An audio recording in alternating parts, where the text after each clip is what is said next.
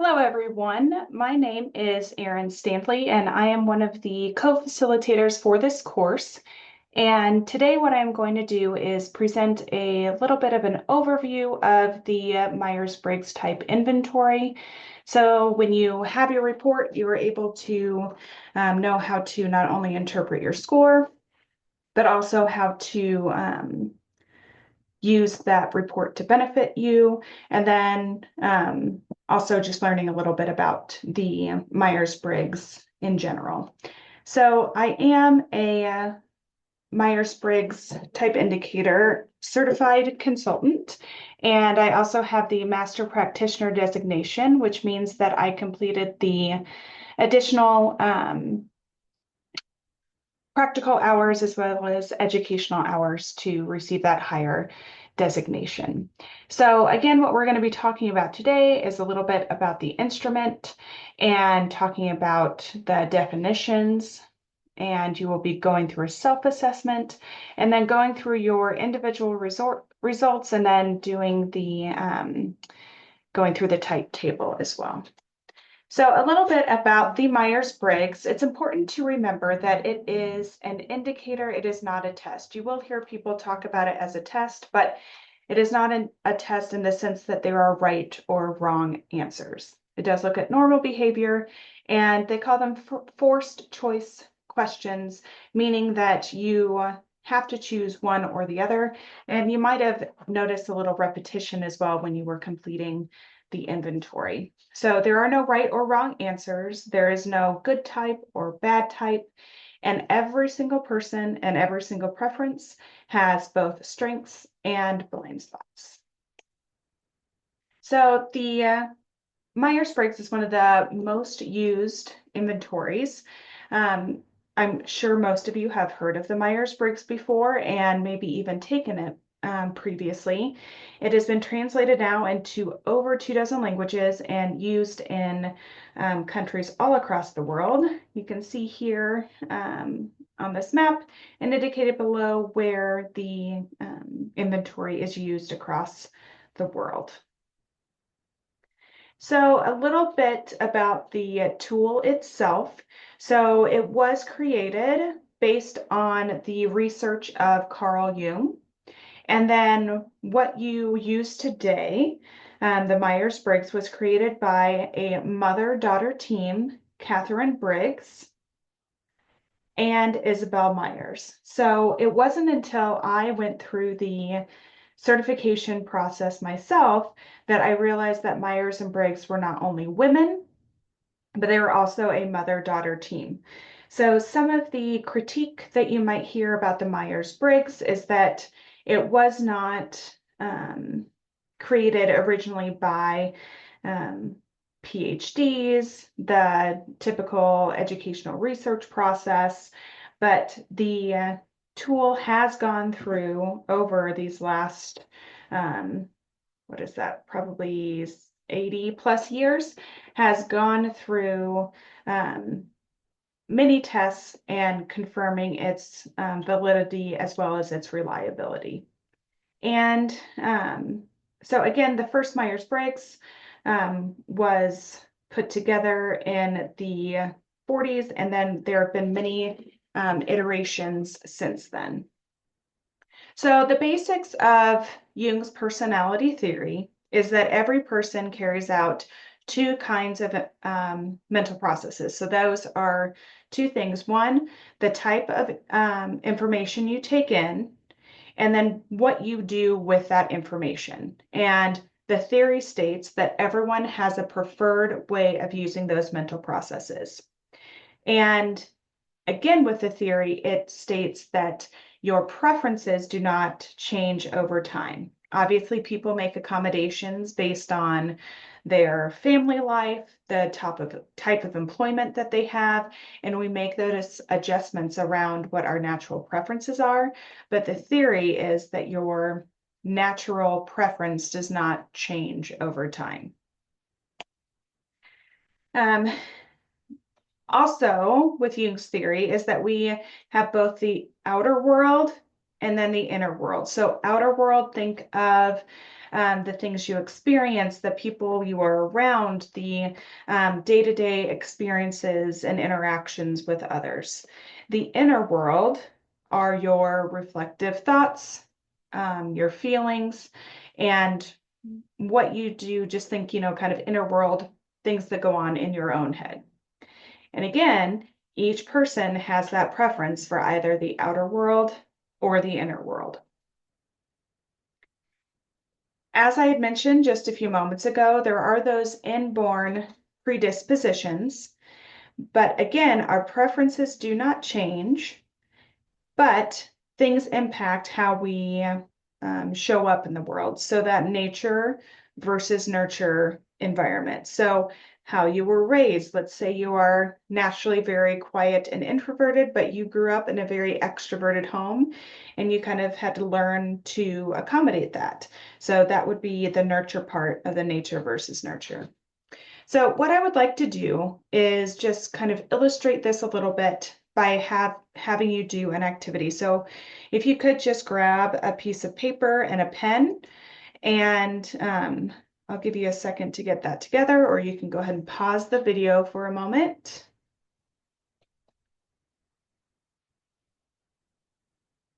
So again, take out that blank piece of paper.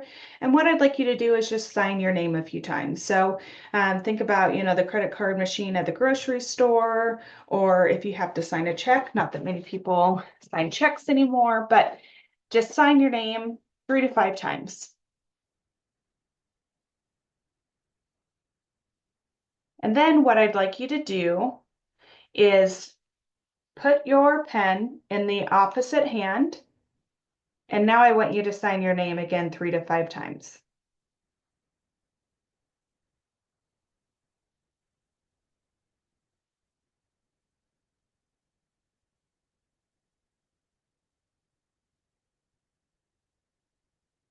So what you might have noticed is that it's really, something you don't even have to think about when you sign your name.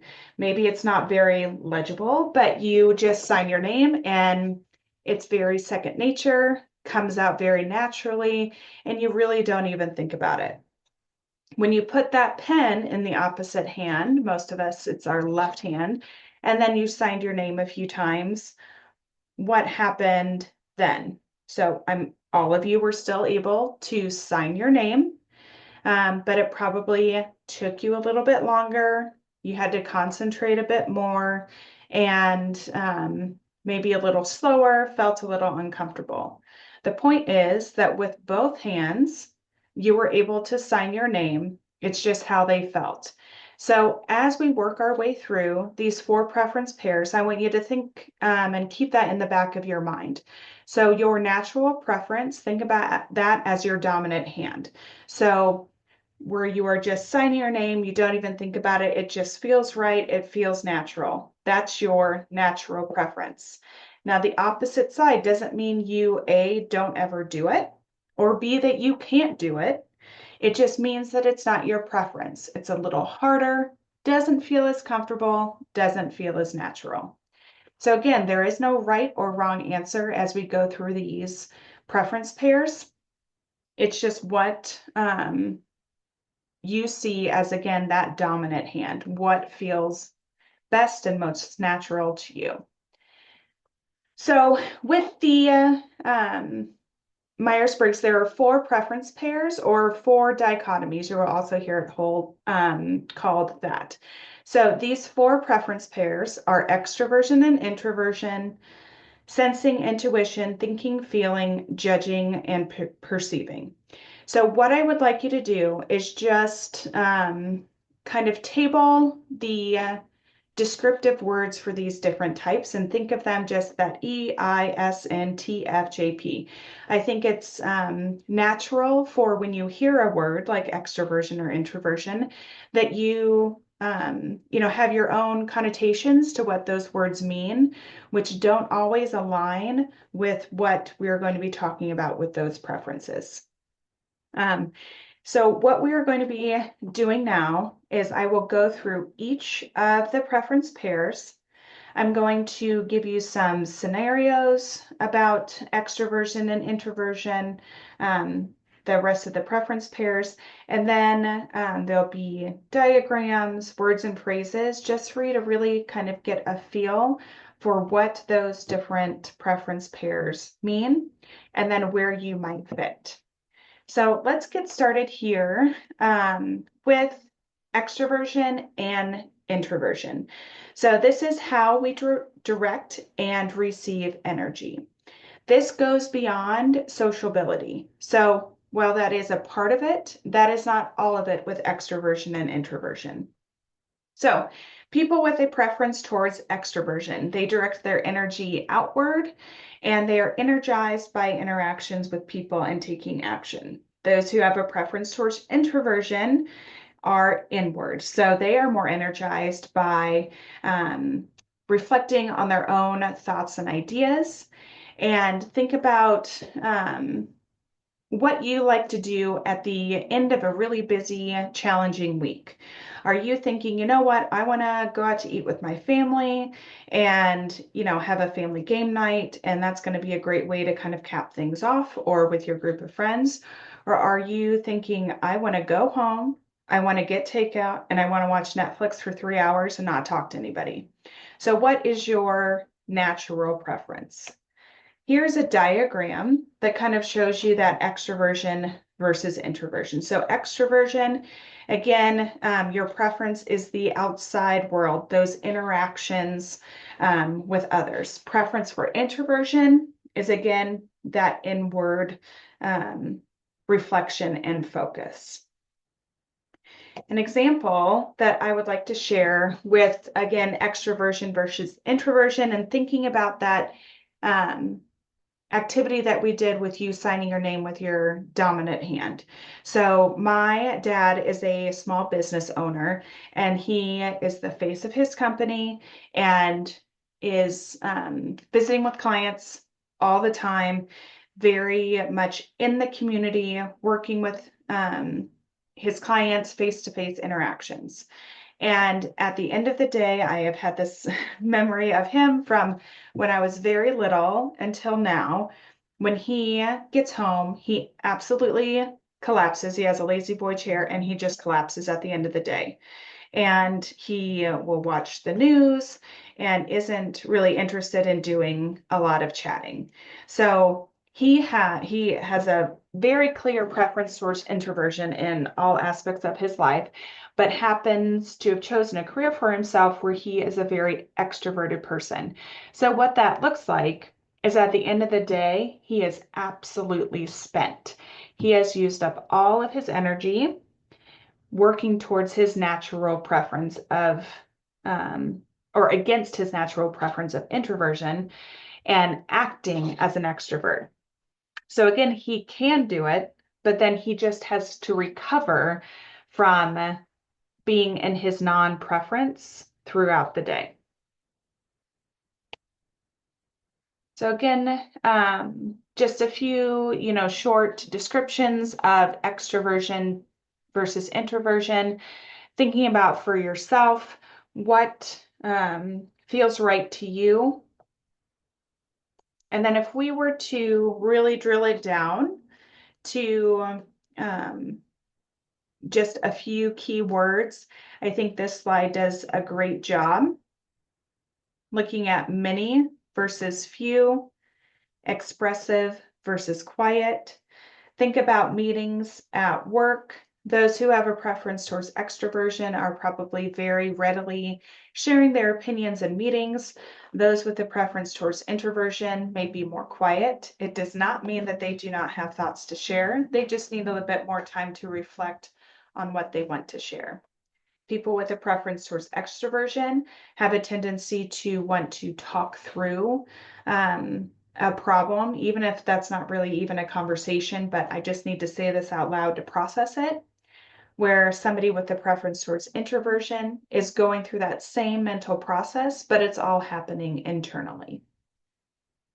Again, I will remind you there is no good type or bad type.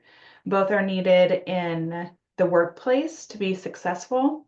So thinking about what we have gone through here with extroversion and introversion, what is the natural preference that you feel you have? Next, we are going to move on to sensing and intuition. And this can be a bit tricky for some people. This is the way you take in information and the kind of information that you trust. So the intuition is labeled with an N because we just use the I for introversion. So sensing or intuition. Think of sensing as things you have experienced with your five senses. So this is the information that you know and trust and that you feel to be true. So those are your own experiences. Those are your the facts in your life. People who have a preference towards intuition are the big picture thinkers. Those are the people who love a brainstorming session and thinking about the what could be and the what ifs in the workplace. Someone with a preference towards sensing is going to be step by step and sequential in how they present information. Somebody with a preference towards intuition is going to be thinking big picture, what are the themes and takeaways from an event. An example of this is with two of my friends. One has a preference towards sensing, one has a preference towards intuition. We recently got together and they were sharing a little bit about a trip they recently went on. And my one friend was going through and talking about her flight to Florida, what they did when they landed, their first night where they went to dinner, then they went to the beach the next morning and the kids had a great time. Then they went back for the kids' nap time. Then they went back to the beach and played around and it was really nice weather. They had such a great time.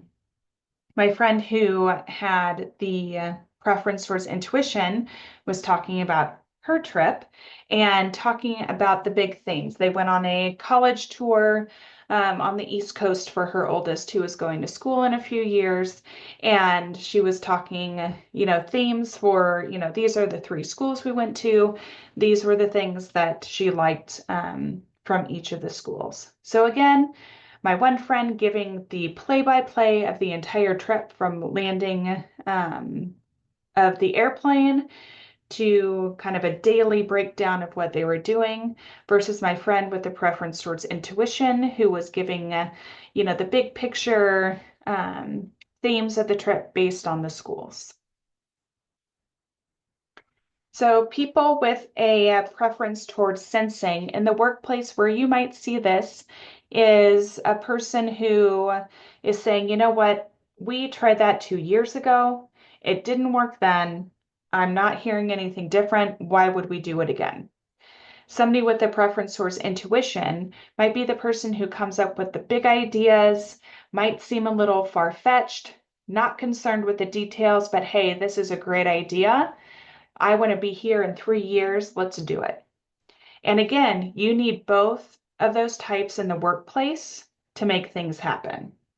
So somebody, again, preference towards sensing, that last bullet there are factual, concrete, and sequential. Somebody with a preference towards intuition, they look at the patterns, the big picture meanings. I really like the last two bullets for both sensing and intuition on this slide. So people with a preference towards sensing trust experience, again, those five senses, what they have experienced with their five senses, versus people with a preference towards intuition who trust inspiration. Here are some keywords for both sensing and intuition. Again, think back to the slides that we have talked about. Think about a recent trip that you went on and when you were retelling the trip to family and friends, how did you retell the story? And if we were to drill it down just to two key things, I really like the bottom two on sensing and intuition. So what is versus what could be. So think where you fit sensing versus intuition. Next, we have thinking and feeling. This is not about emotion. This is about the way you make decisions and come to conclusions. So again, not about emotion. I was doing a training once and had somebody say, "Oh, thinking, that's the smart one. I want to be that one." So that is not what this is about. So this is about making decisions and how you come to making conclusions. So people with a preference towards thinking are making their decisions based on objective thought.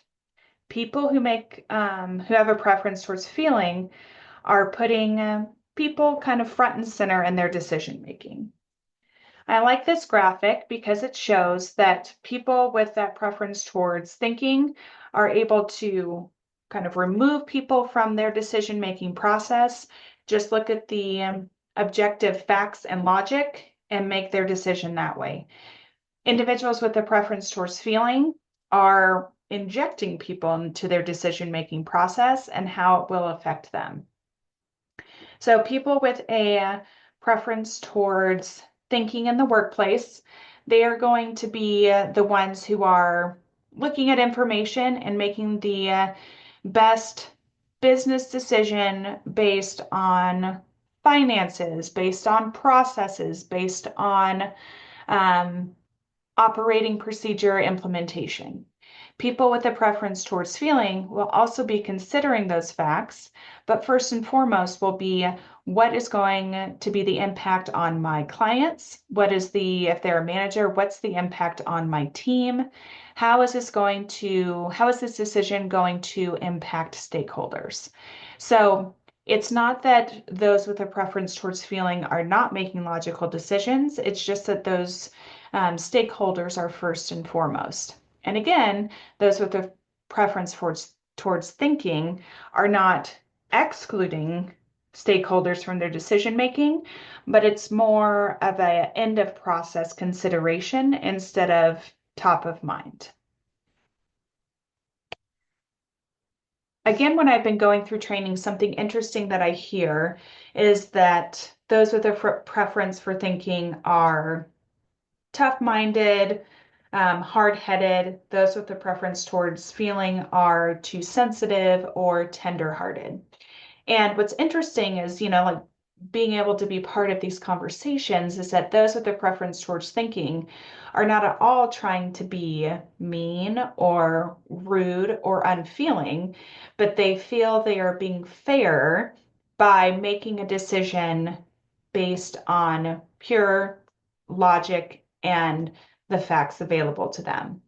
People who have a preference towards feeling also feel like they are making fair decisions, but based on considering the impact that a decision will have, again, on those stakeholders, which could be in the classroom, the impact on students, or the impact on fellow teachers, or clients, whoever those stakeholders are, is putting those individuals first.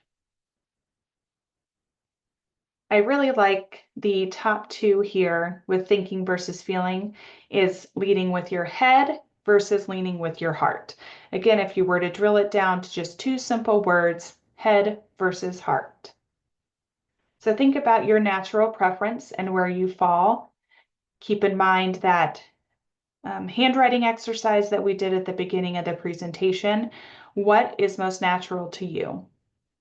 One of my clients is a HR manager, and it came out in a recent session, which I thought was interesting, is that everyone on the leadership team assumed that as an HR manager that she would have a feeling preference. And she doesn't. She has a very clear thinking preference, but because of what her job requires, it presents itself to others as though she has a feeling preference. So again, this doesn't mean that you don't make those accommodations for your work or for home. What we are looking to do in this presentation is find out what your natural preference is. So again, think thinking versus feeling. The final preference pair here is judging versus perceiving, and how this is really just kind of how you show up in the world. When I work with clients, this is where I see the most conflict in the workplace, because this is really day to day how you show up in life. And these preferences can, if you don't understand where someone else is coming from, this can really cause a lot of tension. So those with a preference towards judging are very organized list makers. They have a plan and they execute that plan. They look at the world and see decisions that need to be made. Think of people who like to make lists and like to check things off their list. People who have a preference towards perceiving are looking to have experiences and not to organize things. They see things as options and areas to be explored. I really like this illustration because it shows, I think, kind of in a funny way, the judging versus perceiving approach. So let's say there is a deadline. This is not saying that those with a preference for perceiving do not meet the deadline. It's just how they approach that deadline. So that is the squiggly line.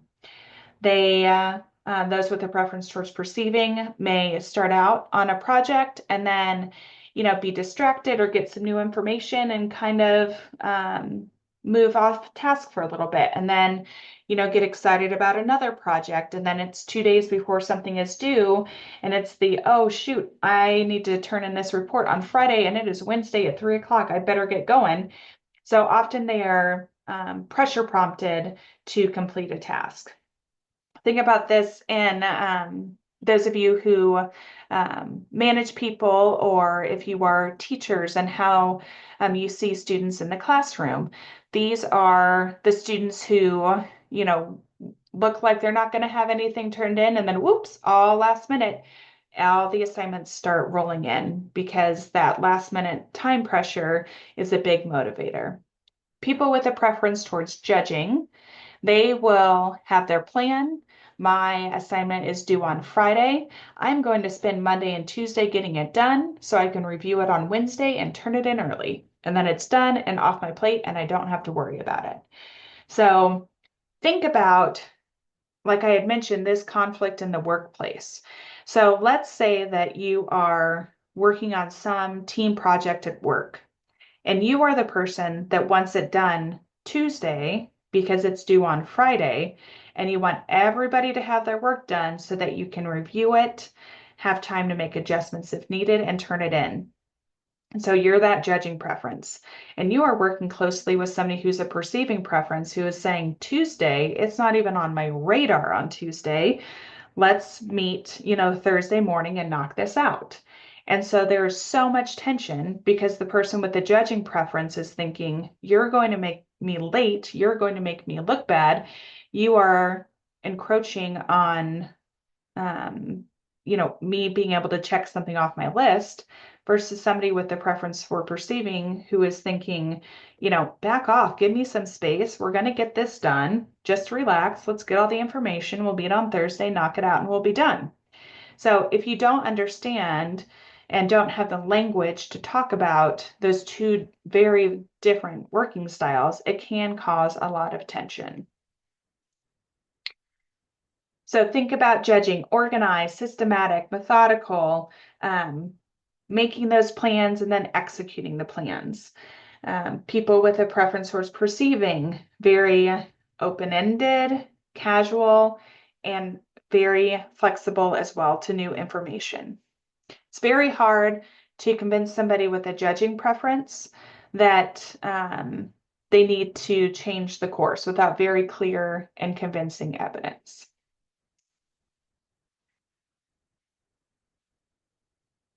So again, people with the preference towards judging at the bottom there try to avoid last minute stresses. That does not feel good to most people with the judging preference versus people with a perceiving preference who feel energized by those last minute pressures. And again, if you were to drill this down, the judging versus perceiving, to just two words, think organized versus flexible. So what feels best to you? Are you somebody who prefers list making, being organized and executing that way? Or somebody who is more flexible, laid back, kind of go with the flow, things will get done? What feels better to you, your natural preference? Keep in mind too that with work and life and family obligations, we may very much be kind of living in your non-preferred type. But think about if you had it your way, what would be your preference, judging or perceiving? Okay, so we have gone through each of these four preference pairs, E versus I, S versus N, T versus F, J versus P. So you should have that four-letter type preference, and that should align with your four-letter type that you have on your report. So there are 16 different types. You see them all listed here. And with those 16 personality types, it is more than just a sum of those individual parts. Each individual type here has its own nuances. Another thing that will provide depth to your Myers-Briggs type in your report that you have, it's called the Step 1 and the Step 2 report. It has your facet scores, which for each of those preference pairs just provides more depth. So let's say you have a preference towards extroversion, and one of those scale scores is gregarious. And you might have been thinking, I don't really feel like an extrovert. Well, maybe it's because you picture an extrovert as somebody who's life of the party, center of attention, and that's just not you. Well, that doesn't mean that you are not an extrovert.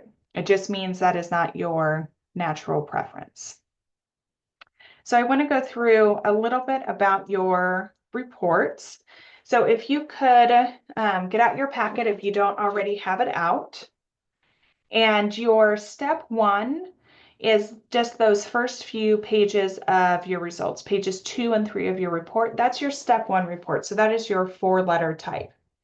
Your step 2 results are the rest of the report. So pages basically 4 through 17 or 18. So the facet scores, like I mentioned, are for each of those preference pairs, and those are on pages 5 through 8. Then you have several pages with communication, decision-making, managing change, and managing conflict. For each of those pages, there's a little bit of a different setup on some of the pages, but basically think of it as your personalized tip sheets. So somebody with a preference towards, who is a ISTJ, they may have this kind of natural preference when it comes to communicating. And then on the right-hand side of the grid, it will say, you should look for XYZ. So these are your sheets that you can go through, get an idea of what your natural preference is and where your strengths come in these different areas, and then also where your blind spots may be and areas where you can improve. The last page is an interpretive report. It gives a nice outline of all of your preferences along with your facet scores. It's just a very clear diagram and a great way to kind of a quick reference page. So thank you for your attention today. This again is an overview of the Myers-Briggs. Throughout this course, there are going to be several different assignments for you to deepen your learning and understanding of the report and how to, flex and use your preferences and seeing those personal strengths that you have, as well as areas where you can improve on some of your blind spots. Please feel free to reach out to me. Again, my name is Erin Standley, and the co-facilitator is Dr. Chris DeSoria. We are both happy to help answer any of your questions, and I appreciate you taking the course, and I hope you find it very beneficial. Thank you all, and I hope you have a wonderful rest of your day. Bye-bye.